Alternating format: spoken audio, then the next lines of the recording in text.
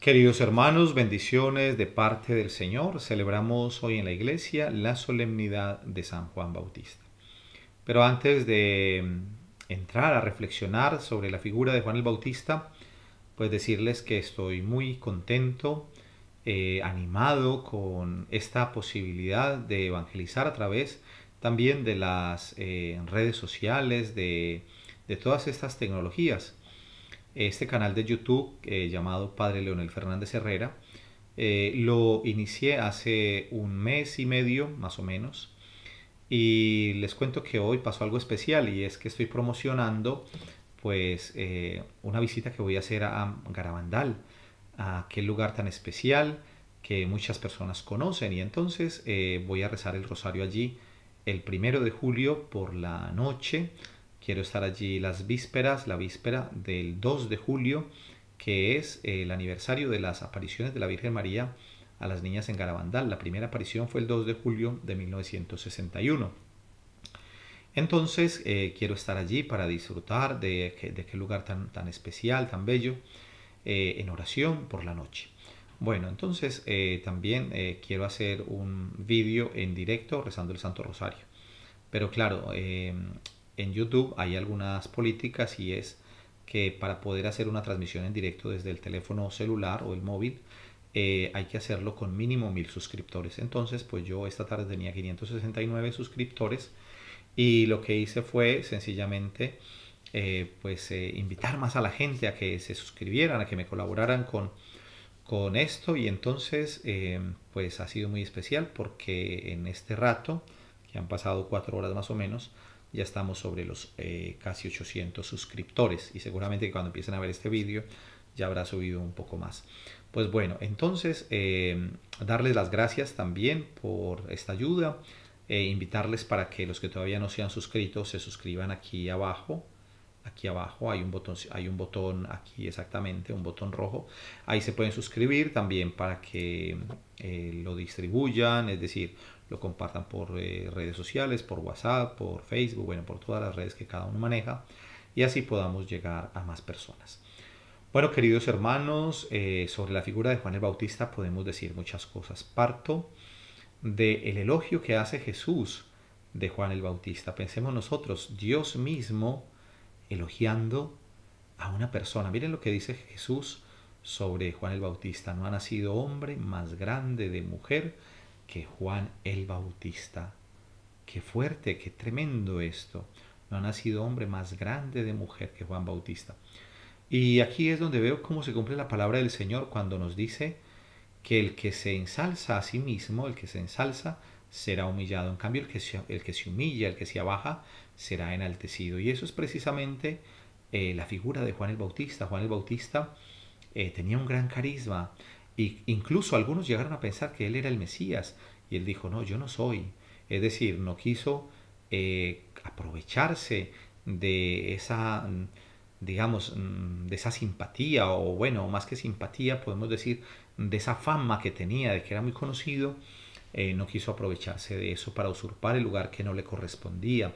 Es más, él lo deja claro y dice: detrás de mí viene uno que es más grande que yo, al que no soy digno de desatarle la correa de las sandalias. Y en otro lugar va a decir que yo disminuya para que él crezca. Juan el Bautista es el precursor, tiene la misión de ir por delante del Señor preparándole el camino, y va a ser Juan el Bautista el que nos va a señalar al Cordero de Dios, el que le va a decir a los discípulos: he ahí el Cordero de Dios, el que quita el pecado del mundo. Fueron tan profundas y tan verdaderas estas palabras de Juan el Bautista, que en la Santa Misa se ha incorporado esa expresión cuando al final, antes de dar la comunión, el sacerdote levanta el cuerpo del Señor para que los fieles lo adoren, y dice el sacerdote: he aquí el Cordero de Dios, el que quita el pecado del mundo. Dichosos los invitados a la cena del Señor. Entonces, esa expresión inicial es de Juan el Bautista: he ahí el Cordero de Dios que quita el pecado del mundo. Por lo tanto, qué especial que Juan el Bautista haya tenido ese privilegio y haya tenido esa gracia. También ha sido el que ha bautizado al Señor, por eso se le llama Juan el Bautista. Él bautizó a Jesús. Jesús que no necesitaba ser bautizado para limpiarse sus pecados porque no tuvo ningún pecado, pero quiso sumergirse en las aguas del Jordán, santificar esas aguas, nosotros que también somos bautizados en el agua, en el nombre del Padre y del Hijo y del Espíritu Santo. Amén. Bueno, queridos hermanos, pues sobre Juan el Bautista muchas cosas bellísimas. Hoy en el Evangelio vemos cómo en el momento de nacer Juan el Bautista, bueno, su padre estaba mudo porque el día que el arcángel Gabriel le anunció que tendrían un hijo, pues él no le creyó al ángel. Él dijo, es que si yo soy viejo, mi mujer es vieja, es estéril. Entonces puso su razón más que lo que le estaba anunciando el ángel del Señor. Y por eso el ángel del Señor le dice, por no haber creído estas cosas, pues te quedarás mudo hasta que sucedan. Y efectivamente hoy se le suelta la lengua a Zacarías cuando le van a poner el nombre al niño. Y entonces la gente pensaba que le iban a poner Zacarías como el nombre del padre, del papá. A veces hay tradiciones en algunos lugares donde se utiliza poner el nombre o del padre o del abuelo. Pues aquí la madre dice, no, el niño se va a llamar Juan. Todos están sorprendidos, pero si nadie en la familia tiene ese nombre, nadie lleva ese nombre. Y entonces el papá le hace señas al padre y él pide una tablilla y escribe, Juan es su nombre. Pues todos se quedan maravillados. Además que era el nombre que le había revelado el ángel del Señor también a él, allí en el templo cuando entró a oficiar, a ofrecer el incienso aquel día en el templo de Jerusalén. Bueno, la gente se pregunta, ¿qué será de este niño, no?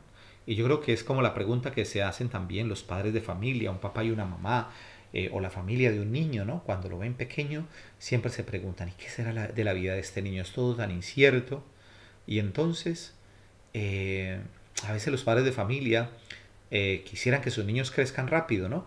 Que vayan rápido al cole, que hagan la primera comunión, bueno, que hablen, que jueguen, bueno, un poco de cosas. Y entonces, cuando los niños crecen y llegan a esa etapa tan difícil de la adolescencia, a veces los padres dicen, qué bueno que se hubieran quedado pequeñitos, quisiéramos que se hubieran quedado pequeños porque después es más difícil todo, ¿no?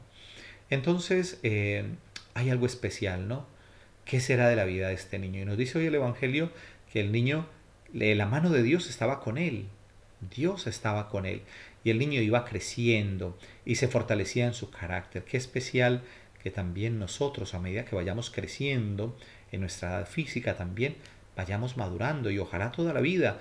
Porque, a ver, físicamente crecemos hasta determinada edad, ¿no? Que se desarrolla nuestro cuerpo, nuestros huesos, nuestros músculos. Bueno, hasta determinada edad nosotros llegamos a una estatura y de ahí no crecemos, no pasamos, no crecemos más.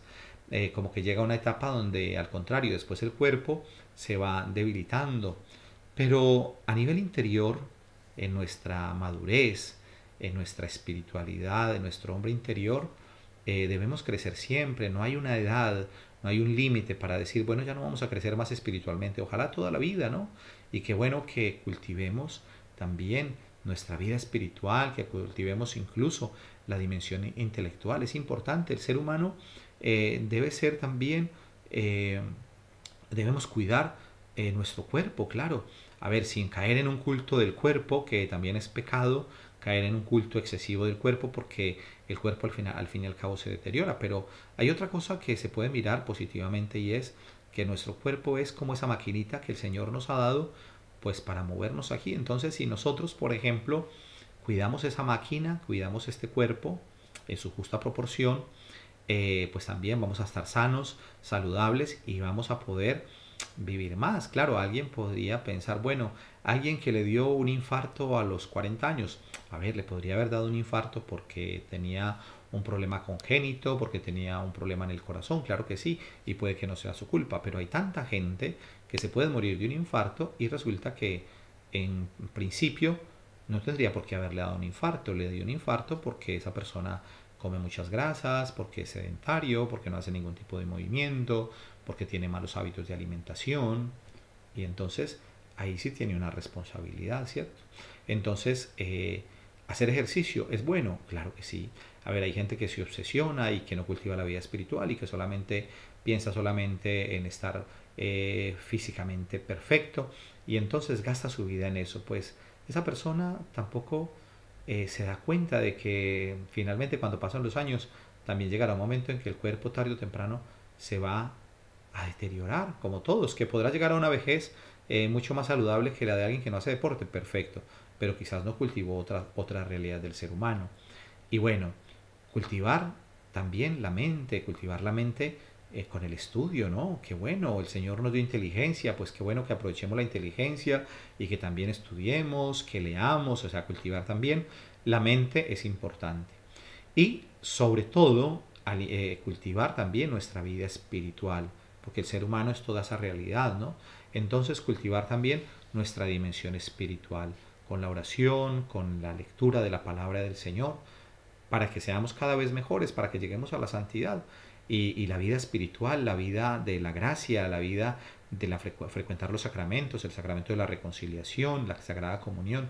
Bueno, entonces, eh, hoy en esta figura de Juan el Bautista vemos que nos dice la palabra del Señor que él iba creciendo y la mano del Señor estaba con él y se iba afianzando su carácter. Entonces que nosotros también vayamos creciendo en nuestra vida.